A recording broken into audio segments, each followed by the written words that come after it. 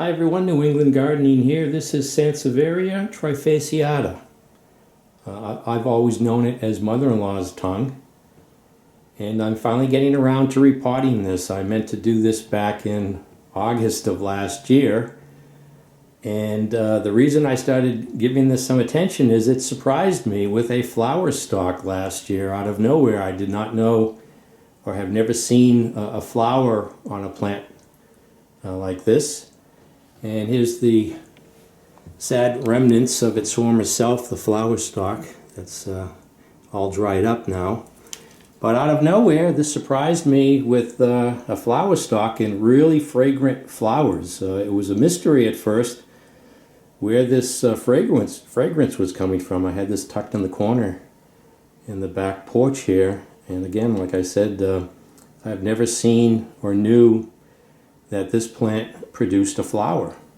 So let's go take a look at that video that I made back in August 10th and the 11th, I think. And then we'll get back to repotting this. So this is the flower of the Sansevieria Trifasciata. Hope I pronounced that correctly. Also known as snake plant, mother-in-law's tongue, and St. George's sword. And this is another one of those plants that, just you forget it. And I have it up on these plastic shelves so it doesn't really get any direct sunlight, and it is supposed to do very well in indirect light. And it really, now that I'm looking at it, it really took off. It's in a really too small pot. And I was going to pot this up today, and then I noticed something, and that was the fragrance was missing. So again, this is 10:15, and the house is filled with fragrance again. It's like those Easter lilies, I think. I think that's what I'm thinking it smells like, and it's just very fragrant. But I was going to do the video this afternoon on repotting this, and I noticed, I said, oh, I guess it was a one-time deal, and that was it. But then I thought, well, maybe this sends out a fragrance at night. And sure enough, like I said, the house is filled with the perfume from these flowers. And they actually have these little drops of dew at the base there, if you can see that. And those flowers close up during the daytime. So I wonder if there's some nighttime insect, like a moth, that pollinates these. But it's a ribosome, so I'm not certain why it would need pollination. But I did not know that these even flowered. You know, like I was saying, you usually see these in the corner somewhere of an old sub shop, or somewhere stuck in a hallway or a storefront, insurance office, because they don't need too much care. You can overwater them, but it's in such a small pot that I've been letting it dry out, and evidently that's the best thing you can do. And like I said, I'm really looking at this, and it really took off this summer. I don't even recall when I got this plant. It's been around for probably over 10 years, and this is the first time it's flowered. So I'm thinking 10 years. I don't even recall where this plant came from. It does not have it has some variegate. It has some striping on it, but it doesn't have, I guess there are some that have a border, a yellow border around the edge of the leaf. But man, this is fragrant, and I don't know how long this lasts, but pretty interesting plant that before this was uninteresting and uneventful. But I'm going to pot this up now, getting it. I have this pot that I was going to use for a cactus, so I'll put it in the pot. It's a nice clay glazed pot, so it's nice and heavy. And won't tip this over. Find another nice indirect sunlight location. Yep, this only opens up during the night and really puts out a strong fragrance.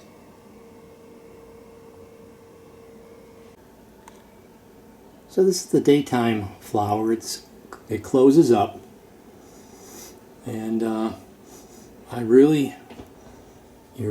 don't smell anything. I mean, it's like nothing. So this is the last night was the second night that they've opened up and closed up again. And you can see here they still have that drop of dew there, which probably attracts whatever pollinates this in nature.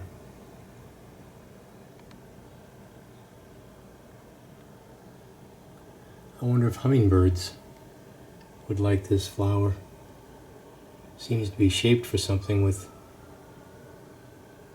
the anatomy of a hummingbird.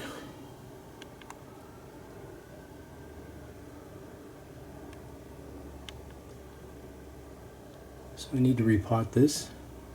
You can see there it's just in this really small, I have it sort of tucked away in this corner here, so the leaves, just the natural way they're falling there, they're up against the wall, so it won't tip over. This would just tip over on its own from the weight of those leaves. So I'll put it in a nice glazed pot that I have, I was going to use for the cactus. And here it is. It's pretty substantial, pretty thick. Just has this one drainage hole, and this drainage pan here, or whatever you want to call it, is attached. So it seems like a nice size.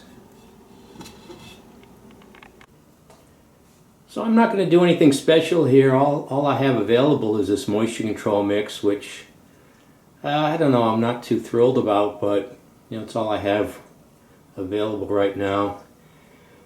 Just cut back on the watering, make sure I don't water this too much, because it seems to thrive on drying out between waterings and just pretty much forgetting about it, like I do with that cactus that I have, and occasionally water it when I realize that maybe I can't remember the last time I watered it.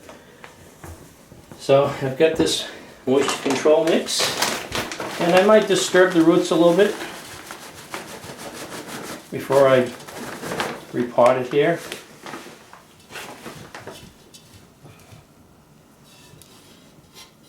You know, I meant to, I think I'll do that. I think I need to put a coffee filter on the bottom of this. I have dirt spilling out into this pan here. It's attached to this pot. So I will do that.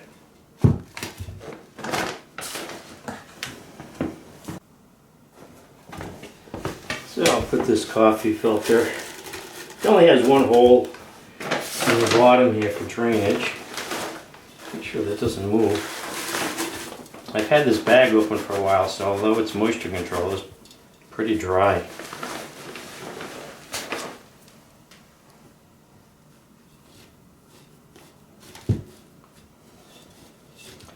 I was going to try to find one of those cement mixing containers, but I think they're all buried under the snow. I thought I had brought one inside, so I just put some paper down here I found.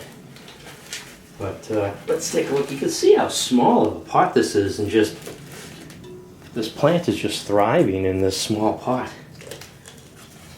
It looks like I could probably divide this and get some other plants from it.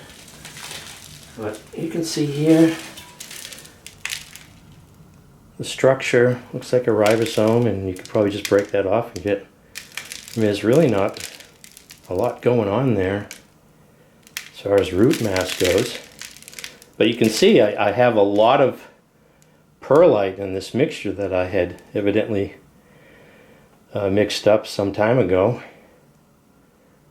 and it seems to be loving it. But I'll put it in this pot here. It's a lot heavier, and I've had it tucked away in the corner because it would just tip over. It's just so top heavy. And this will allow me, I'll probably keep it on the floor. And I'll use a stake here and put some of that Velcro, tie these leaves up. That looks like that'll work. I'll put a little bit more in. You can see here it's already trying to tip over.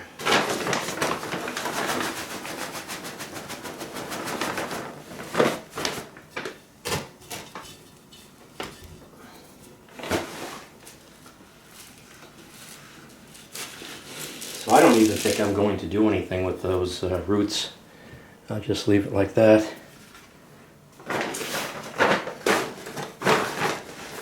Fill this up with soil here around here.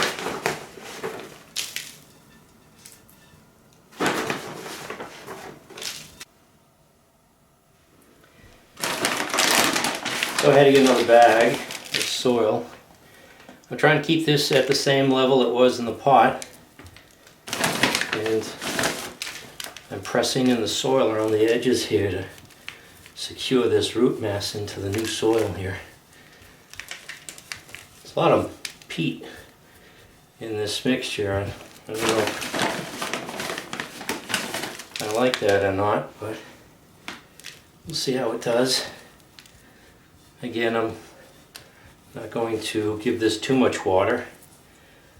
I'll give it a little water now, and just let that moisture spread into this new soil. I don't want water leaking and sitting in the pan here and having this plant sit in that. I don't think that's good for this plant.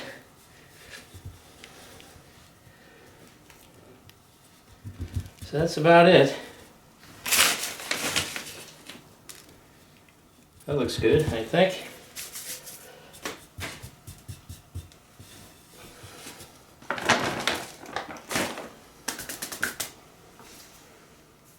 So this is repotting the Sansevieria Trifasciata. It just goes to show you that sometimes plants can surprise you, even if you've had them for a while.